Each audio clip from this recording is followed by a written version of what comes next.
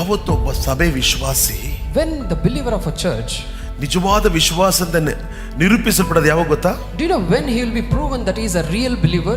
ಯಾವಾಗ?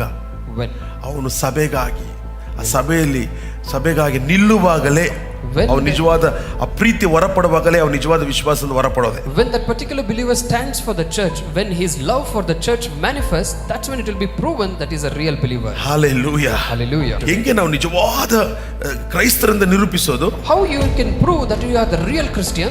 ಹೆಂಗೆ ಗುರುತಿಸೋದು? How to identify that you are a real Christian?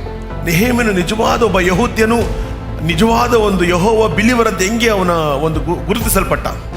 How Nehemiah was identified that he is a true Jew, he is a true worshipper of the Lord Jehovah. How he was identified? ಹೆಂಗೆ? In what way? Preethi. It is a love. ಒಳ್ಳೆ ಮನೋಭಾವ. It's a good attitude.